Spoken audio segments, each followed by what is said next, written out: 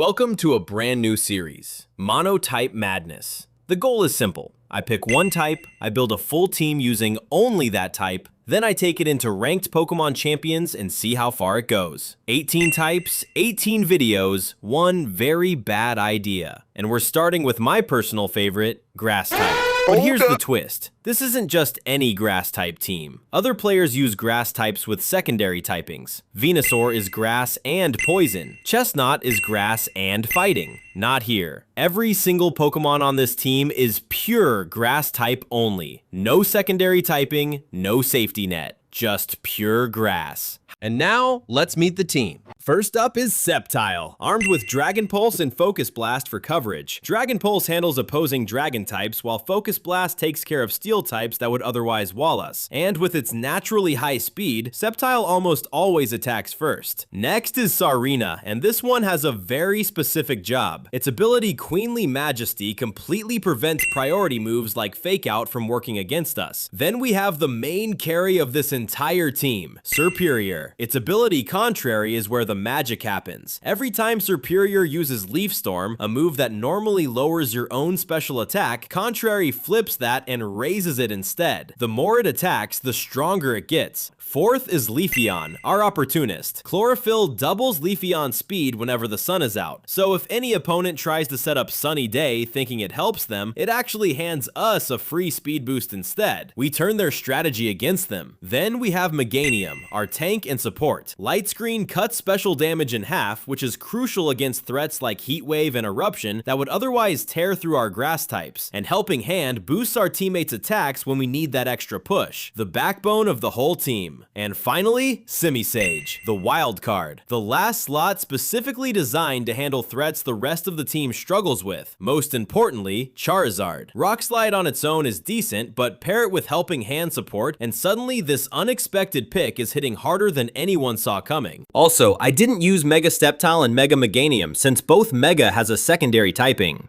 With all that said, let's see if this team can help me win some battles. For the first battle, I want to showcase the role of Tsareena as a support and its huge help to my team, as well as a sneaky threat if left unchecked. With Helping Hand to help boost my teammates' attack, this allows me to took down the Grimmsnarl with one shot, a possible threat with its screen setup and parting shot. And since my opponent is unfamiliar with Tsareena's ability, this allows me to block them from attacking my Serperior first. This helps my Serperior stay on the battlefield longer and even take out the imposter.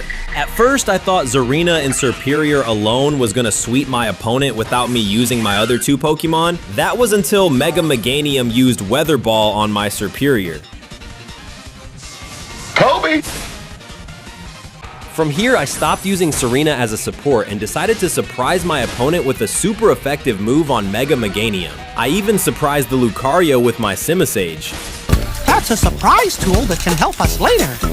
And finish off the Mega Meganium with Simisage. For the second battle, I got lucky with Simisage being able to make the enemy flinch consecutively. I know the opponent would be fuming that time.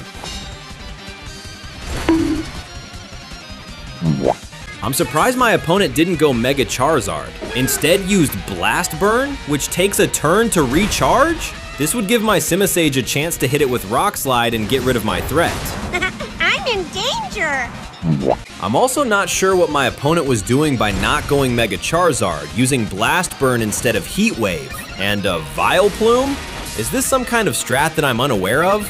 But what I want to talk about is Simisage the GOAT. In this battle, I have never seen such luck from a single Pokemon using a single attack. I mean, Rock Slide only has a 30% chance to flinch, and my Simisage was just constantly making them flinch, hitting that 30% roughly 80% of the time. Either I am using up all of my luck in this battle and be cursed in my future battles, or my opponent is just having the most unluckiest battle of their life. Sadly, Simisage went down, but he went down swinging. Sceptile and Serperior will take care of the rest now. If you guys enjoyed this kind of video, make sure to hit that subscribe button as it helps the channel. Also, comment down below what kind of other ideas you guys want me to do. Now back to the video. Now we know why he didn't went Mega Charizard, because he went Mega Swampert instead. Unfortunately for them, since Swampert is a water ground type, my grass type moves would become extremely effective to it. It is time to end this battle with Sceptile in overgrow range and Serperior with +4 special attack Mega Swampert was an easy sweep. This battle is why you should never give up too quickly. I started with Tsareena and Simisage because I predicted my opponent would lead with Sneasler and Charizard, and I was right. Thanks to Sareena's Queenly Majesty ability, my opponent was completely unable to use Fake Out, and Simisage managed to one-shot Mega Charizard with a single hit. But now my biggest threat was Sneasler. As a poison type, it's super effective against my entire grass type team. This was a serious problem. I didn't know Grimmsnarl can learn Shadow Ball. Unless that wasn't actually Grimmsnarl. It's a good thing I took down the Grimmsnarl first, since that wasn't actually Grimmsnarl, but was Imposter Zoroark. Otherwise, I would have just ignored it, and that could be problematic for me, since I would assume it would just use disrupting moves and screens. At this point, my opponent actually had the advantage. They took out Tsareena and left my Sceptile at 1 HP facing 2 opposing Pokemon. Basically, no matter which Pokemon Sceptile decided to attack, the other one could still finish it off. My opponent was 1 move away from winning. But here's where it gets interesting. Their last Pokemon was Grimmsnarl, and I assumed it only had Fake Out as its attacking move. And apparently so did my opponent. They decided to give up right there, completely unaware that with Tsareena no longer on the field, Grimmsnarl could actually use Fake Out freely now. They had the win, they just didn't know it. Never give up too early. You never know when your opponent might give up first. In this battle, I didn't bring Tsareena because I assumed my opponent would use the Pelipper and Arcaludon strat. I didn't know that they would also bring Incineroar too. But thanks to the Drizzle, Incineroar's super effective moves against me is reduced, thus not much of a threat. So my only problem now is the Pelipper, which knows Hurricane, that is super effective against my team. And since Rock Slide is the only super effective moves against it, I have to rely on Simisage to take Pelipper down. Unfortunately, my opponent knew and decided to get rid of Simisage first. My opponent then decided to swap out Pelipper for Incineroar to use Intimidate. Thankfully, Sceptile was able to land that Focus Blast and get rid of that Arcaludon. I then used Glare to paralyze the Incineroar for safety measure. And my opponent's last Pokemon is Sinistcha, which is not that of a concern to my team, as it is a grass type that serves as healing only, with minimum damage output, and a paralyzed Incineroar on a rainy day means that the damage output is very low. My opponent used Rage Powder. However, since my whole team is grass type, it is completely immune, just like Sleep Powder moves. This gave me the chance to finish off the Incineroar while the rain is gone. So my biggest threat now is the Pelipper, but since my Simisage damaged it before going down, all Sceptile has to do is to just finish it off. And with Pelipper gone, my opponent decided to forfeit.